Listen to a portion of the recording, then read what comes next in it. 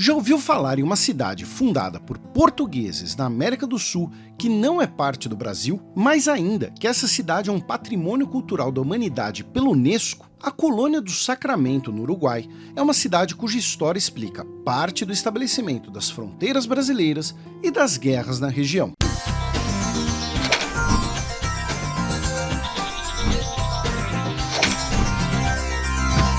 Sejam bem-vindos ao Nerdologia de História. Meu nome é Felipe Figueiredo, formado em História, colunista, podcaster, youtuber e professor. Entenda mais sobre nosso Brasil nesse Nerdologia sobre o conflito e a questão da Colônia do Sacramento.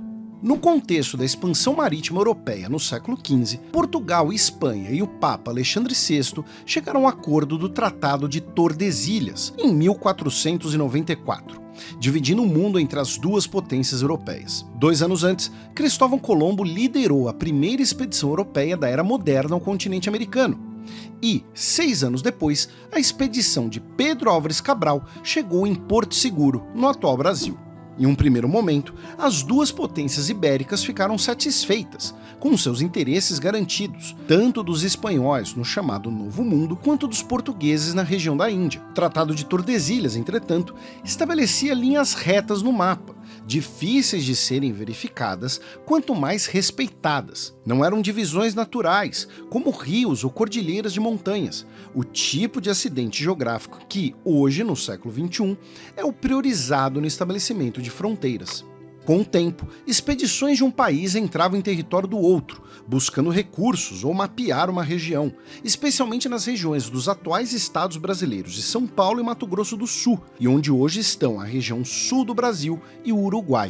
Em 1580, houve o estabelecimento da União Ibérica, quando Felipe II, rei da Espanha da Casa de Habsburgo, herdou o trono português após o desaparecimento do príncipe Sebastião e da morte do rei Henrique I. Ele se tornou o rei Filipe I de Portugal e foi sucedido por seu filho e por seu neto. Durante a União Ibérica, em teoria, os territórios coloniais continuavam separados, mas esses fluxos de expedições não apenas continuaram, como se intensificaram, incluindo a emissão de títulos de propriedade no lado errado da fronteira, por assim dizer. Os portugueses se expandiram rumo à costa da Amazônia, e, na região sul, na bacia do Rio da Prata, os portugueses realizavam bandeiras para a escravização de pessoas indígenas, incluindo conflitos com missões jesuíticas espanholas. A União Ibérica chegou ao fim em 1640, devido ao descontentamento português com o governo do espanhol Filipe III, envolvido em guerras contra os Países Baixos e a Inglaterra e que decretou novos impostos. A nobreza portuguesa aclamou João IV como novo rei português, o primeiro da dinastia de Bragança.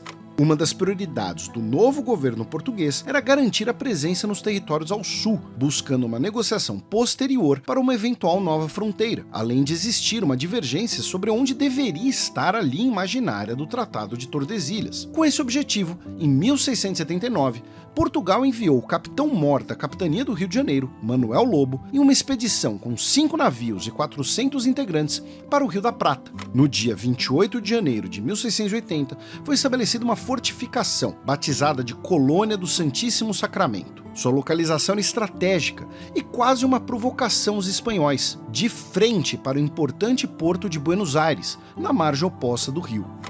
O governador espanhol, José de Garro, rapidamente emitiu um ultimato para a retirada portuguesa, que foi rejeitado no dia 10 de fevereiro. Os espanhóis, então, enviaram uma expedição de 3.400 homens, formada por espanhóis e por indígenas, que cercou e capturou a fortificação em 7 de agosto de 1680. Manuel Lobo foi tomado prisioneiro e morreu pouco depois em Buenos Aires. Meses depois, entretanto, uma negociação diplomática entre Portugal e Espanha devolveu a Colônia do Sacramento para Portugal. Os portugueses novamente enviaram uma expedição para a região, que reconstruiu o assentamento, agora com casas, muralhas e uma torre, pensada como uma fortaleza para proteger os avanços portugueses e, eventualmente, ameaçar Buenos Aires. Pecuária e o comércio eram as principais bases da economia, incluindo o contrabando de mercadorias com o território espanhol do outro lado do rio, com os portugueses vendendo açúcar, tabaco e algodão em troca da prata, que era explorada nos Andes e escoada para a Espanha também pelo porto de Buenos Aires. Daí o nome que os espanhóis deram ao Rio da Prata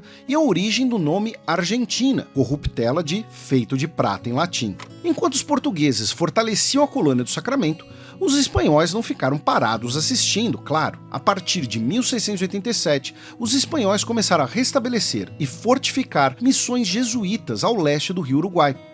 Esses povoados ficaram coletivamente conhecidos como Missões Orientais, ou Sete Povos das Missões, e sua função seria servir de barreira aos avanços portugueses e cercar a presença portuguesa na região dos atuais Uruguai e Rio Grande do Sul. Décadas depois, os dois impérios colonizadores estavam novamente envolvidos em um conflito, Guerra de Sucessão Espanhola, entre os Bourbon franceses e os Habsburgos austríacos. A colônia do Sacramento foi sitiada de outubro de 1704 a março de 1705, quando os portugueses evacuaram os colonos e a cidade foi tomada e quase totalmente destruída pelos espanhóis. A guerra foi encerrada pela Paz de Utrecht, uma conferência que durou quase 2 anos. Esse tratado é importante na história brasileira, pois é com ele que se começa a desenhar algo similar às atuais fronteiras do Brasil, com o reconhecimento espanhol dos avanços portugueses, e a colônia de Sacramento foi devolvida aos portugueses. Portugal retomou a política de fortalecer a região. E adivinha o que aconteceu? Exatamente. Um período de colonização e comércio, seguido por outro conflito entre espanhóis e portugueses, a Guerra pela Banda Oriental, o atual Uruguai, que tinha esse nome por ser a margem leste do rio. Posteriormente, em 1750, foi assinado o Tratado de Madrid, que, embora nunca tenha entrado em vigor, não apenas fortaleceu os argumentos expansionistas portugueses, como estabeleceu as bases das futuras negociações territoriais brasileiras, com o diplomata Alexandre de Gusmão, nascido no atual Brasil. Gusmão argumentou que a linha de Tordesilhas nunca havia sido formalmente demarcada, que acidentes geográficos fornecem fronteiras ideais e naturais e que o princípio de ocupação efetiva deve prevalecer sobre o mero direito formal ao território. Após, adivinhem, mais uma guerra e nova ocupação portuguesa do território, a fronteira entre os dois impérios na América do Sul seria definida de vez pelo primeiro Tratado de Santo Ildefonso, de 1777, assinado anos depois da Guerra dos 7 Anos, quando Portugal e Espanha ficaram em lados opostos. Quer dizer, definida de vez também não, já que Portugal exigia os 7 povos das missões como uma espécie de compensação pela perda da colônia do Sacramento. E isso só ocorreu décadas depois. E a colônia de Sacramento voltaria a ser portuguesa, já que, após o início do processo das independências latino-americanas, Portugal ocupou o atual Uruguai entre 1817 e 1822, ocupação continuada pelo Brasil após 1828, como a chamada Província Cisplatina. Desde 1828, a colônia do Sacramento é parte do Uruguai independente, mas essa pequena cidade simboliza as várias disputas territoriais, diplomáticas e militares entre Portugal e Espanha, assim como ajuda a explicar as atuais fronteiras brasileiras. Ela também está relacionada ao processo de consolidação das fronteiras dos países da América do Sul após a conquista de sua independência, assim como a chamada Guerra do Paraguai. Mas isso é tema para outro Nerdologia. Lembre que esse vídeo é um recorte, claro que infelizmente muita coisa interessante ficou de fora e fontes e sugestões estão aqui na descrição. Nos comentários do Nerdologia sobre Round 6, as inspirações reais por trás da série, perguntaram quais outros países chamam a série de Round 6 e não de Squid Game, ou algo similar. Pelo menos em mais um país, o Canadá, a série possui o nome de Round 6. Infelizmente, não sabemos explicar o motivo. Não se esqueçam de curtir e compartilhar o vídeo, ative as notificações do nosso canal para conhecer mais sobre a história do Brasil e até a próxima!